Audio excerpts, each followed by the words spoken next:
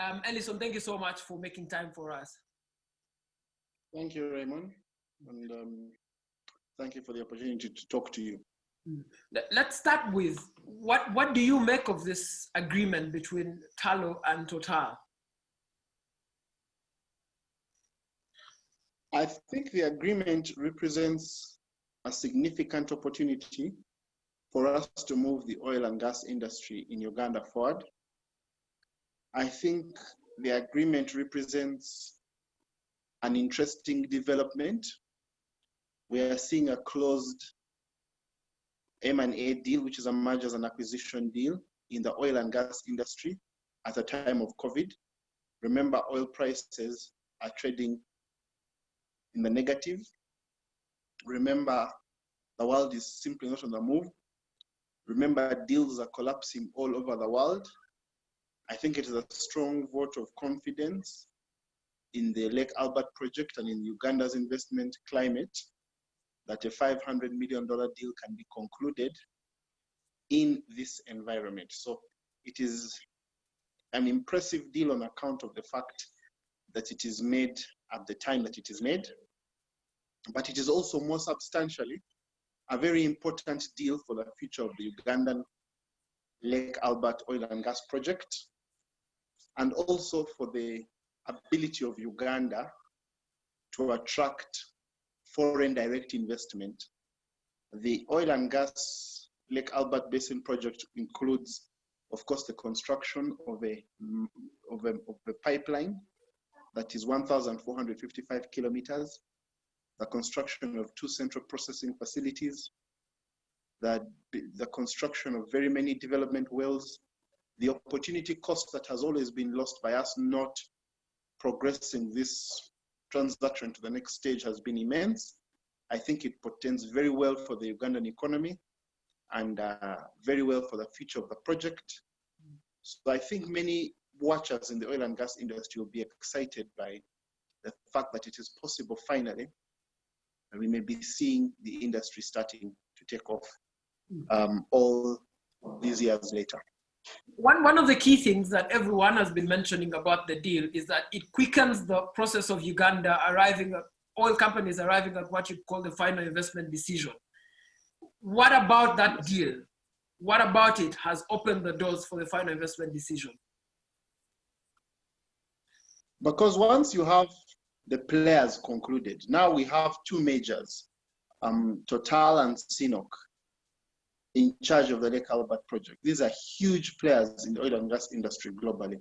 They have access to a huge amount of resources, and they're also heavily invested in Uganda.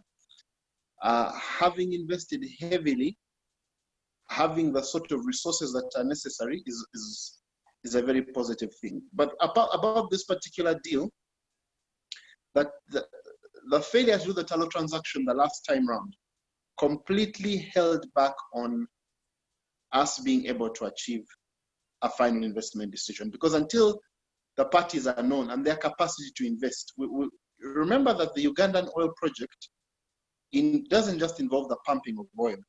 It involves the building of the world's longest heated crude oil pipeline. It involves the construction of central processing facilities. It involves the construction of a 60,000 barrels of oil per day refinery.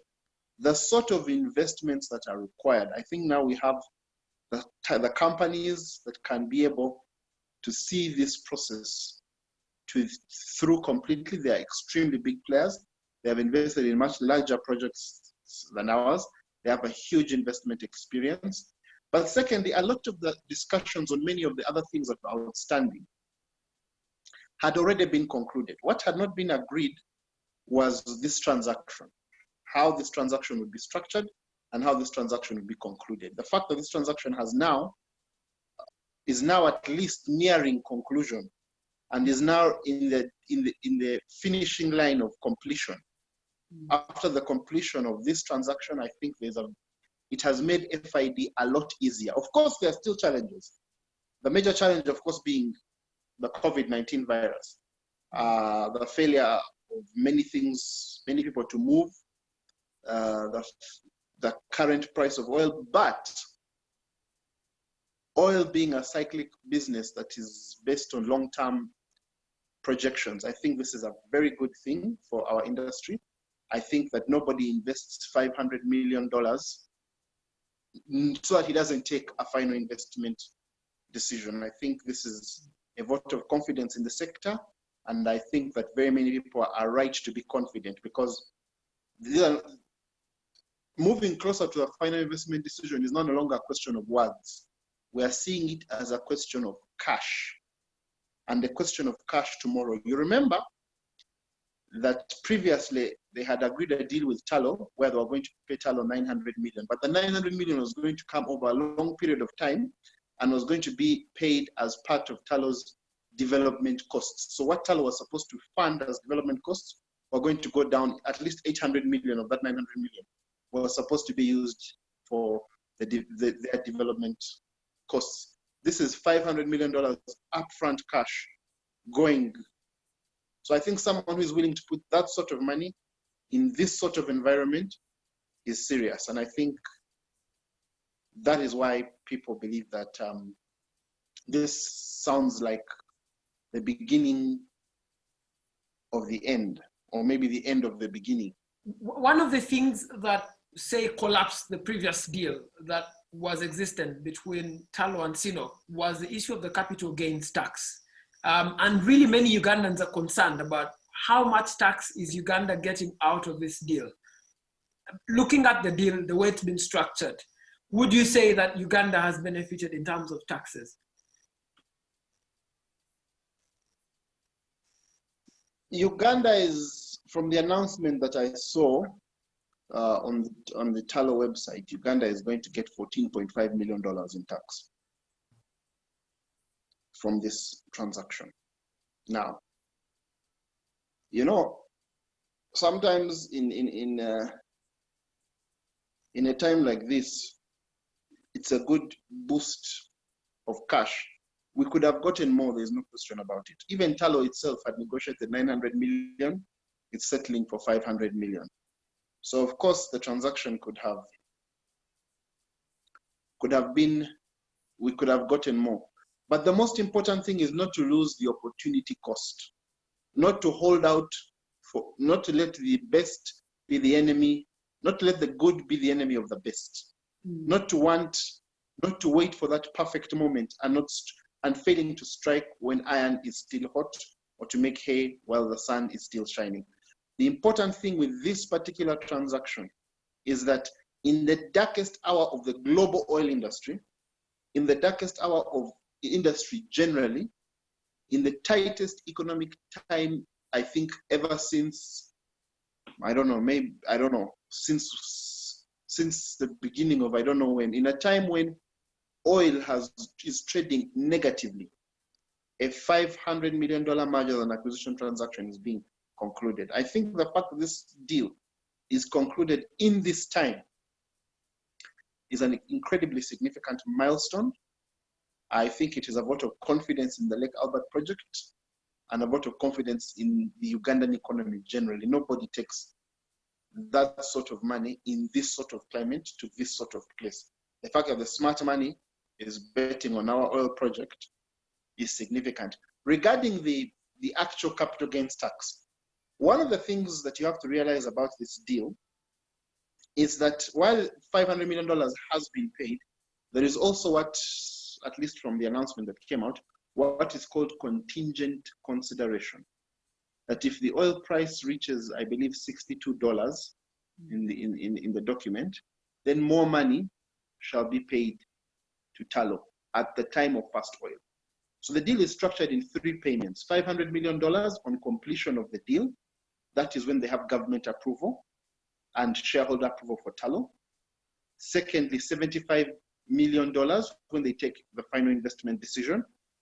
And thirdly, an amount which shall be paid and shall be subject, of course, to tax when the oil price has stabilized at the time of first oil. So the immediate capital gains tax may well be 14.5 million, but even Tullow is waiting, hoping against hope for a bigger amount. It's highly speculative. The oil price may never reach that 62. It may reach it in a week. It may reach it in 5 years. We don't know, but there's also the reality of the industry as it stands right now. And so you have to look at the capital gains in that context. So there's also contingent consideration that will come. Now, it may not get to the amounts it would have been years ago, but certainly the most important thing for this economy is that investment is unlocked, opportunities start to come here, and business is allowed to happen. Alison, if I could ask you, the other thing that's really pressing for many Ugandans who watch the oil sector is now the joint venture had 3 companies. It's going to have 2 companies. And how those 2 companies relate with each other, also how they relate with government, determines how fast we can arrive at a final investment decision, but also how fast the oil can come out of the ground, but also how much Uganda can get out of the deal. We realize that this particular deal, one of the things that everyone is holding out on is, will CNOOC preempt? Do you think that CNOOC will preempt in the deal? But also, what kind of preempting will CNOOC make? Will it make a 50-50 arrangement with Total now that they are players in the industry together? CNOOC has preemption rights. You will recall that in 2017, after the conclusion of the first Tullow transaction, it was a deal announced by Tullow and Total. At that time, CNOOC exercised its preemption right. I believe at that time they announced that they have 30 days in which they can preempt any transaction from the time it is entered into. So even previously, they were not there in the beginning and they preempted. Currently, I am confident that because of what happened previously, we are likely to see a preemption again. It will make excellent commercial sense for CNOOC, I believe, to preempt, and but the decision on preemption is certainly the decision of CNOOC. What kind of preemption will they do? CNOOC will preempt in accordance with the joint operating agreement that the parties have signed. So CNOOC, Tullow, and Total have a joint operating agreement. This agreement allows one party to preempt a transaction. That means to stop the transaction where it is and then obtain a deal on similar terms. Because they have equal shares, CNOOC will be able to preempt to the extent of its shareholding, which means that CNOOC will be able to preempt at least up to half of the amount or half of the deal under their agreement and under the law. Preemption rights have been exercised in Uganda before. They were exercised by CNOOC in the Tullow transaction, which collapsed. They were exercised by Tullow itself in the purchase of ENI, in the purchase of Heritage Oil and Gas. Tullow preempted Heritage. How they work is quite simple. The company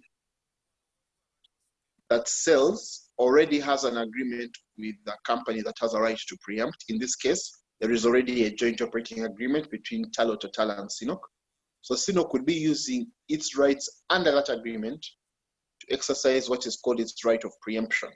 Now, the right of preemption is almost similar to the first right to purchase. It is not the same thing, but it is really what I would call from the same family. If you enter an agreement with someone or people who have shares in companies among the different shareholders, they provide that before you go and sell to outsiders, you must first sell to us who are here.